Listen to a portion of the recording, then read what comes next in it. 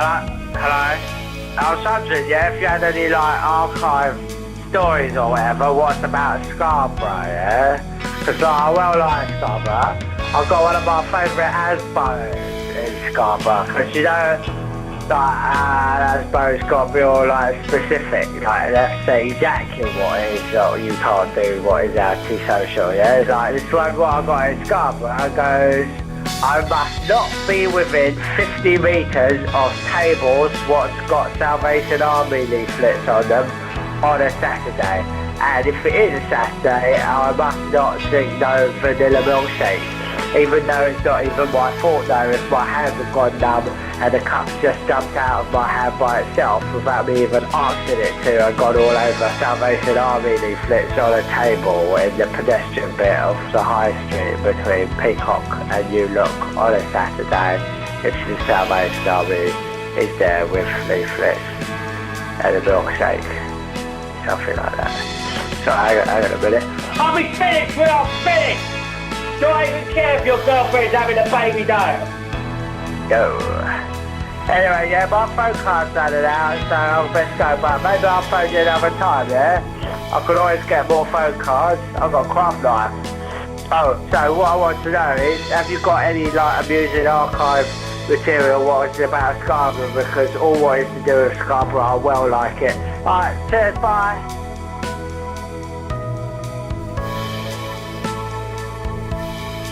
You've picked a track here by Petula Clark.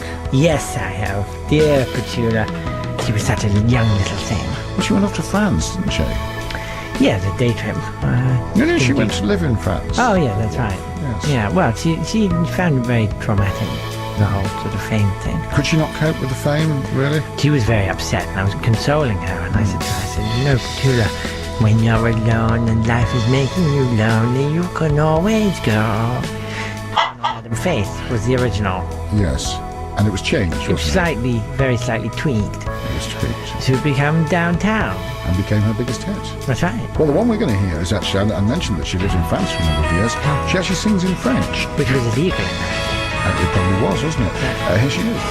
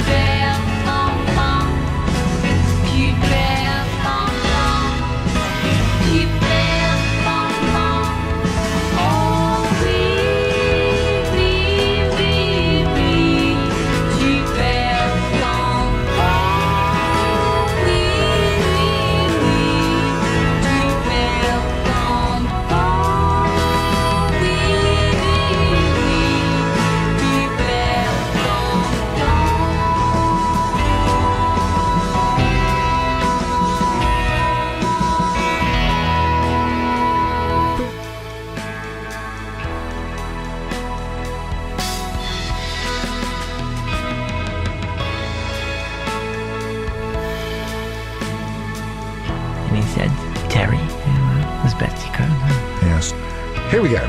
This is Terry Savalas, and the track is called Rubber Bands and Bits of String, and you can probably tell us why it's called that. I was fascinated by contraception. Yeah. Well, let's have a listen to it.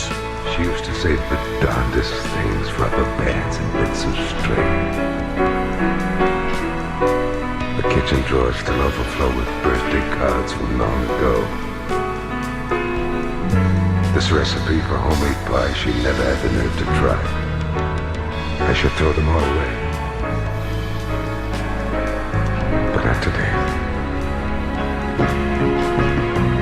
In the bedroom, there's a touch of roses in the air. But when I turn to find her, she's never really there. It must have been the perfume, the one she used to wear. That apple call from that apple that you ate in 1964, where the dog had a mess in the corner of the living room, with pubes on the soap.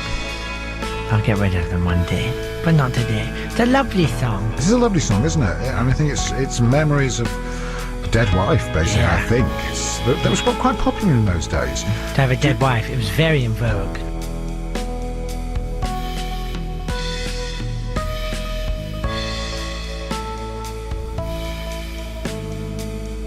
And not to put too fine a point on it, you do them for money.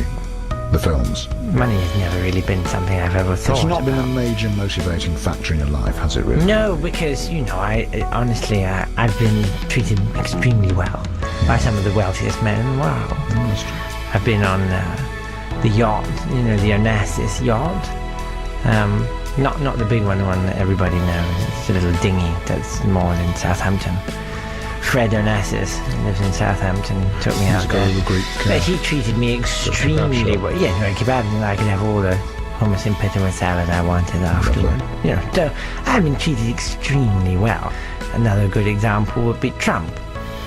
Donald Trump? Reg Trump. He lives in Bangor, but he's got his own caravan site.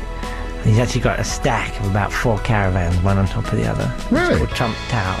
And again, I can stay there whenever I like. you want There's to, unbelievable views out over the slag heaps of Bangor.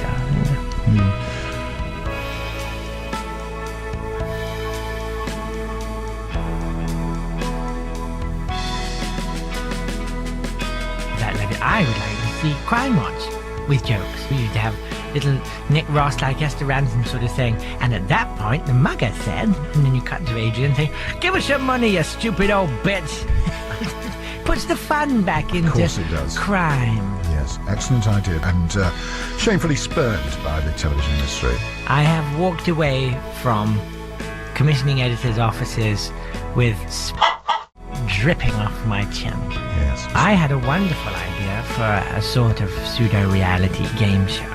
It's rather like Survivor or what have you, or The Bachelor. The idea was that you had, say, half a dozen male contestants, and they were trying to win a date with Cameron Diaz or a big celebrity. Yes. And the idea was that whichever one of them could produce the most sperm within a given time frame would win the date, and that would benefit the sperm banks. And the title was Shoot for the Stars.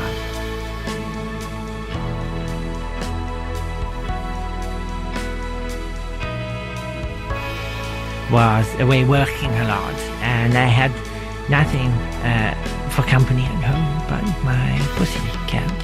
And so I wrote this song sort of for him. Lovely. And I actually recorded it. In those days, you could go to a studio, and, for a certain amount of money, they'd make a record for you. That's right, yeah. And this is something I did for him. How I long to see your face, dear, when I go to bed. But there's someone in your place, dear. I see my cat instead. And although she's very sweet, dear, her face is not like yours. And she's had fish to eat, dear, and she's got muddy paws. And although I love my Moggy, she's been known to catch a froggy. And she makes the duvet soggy, 'cause she tends to drool. But when I'm feeling grumpy, when it's late at night, my kitty kindly keeps me company. I hope that's alright, hope it's alright. Switch off the light, kiss me goodnight. Ugh.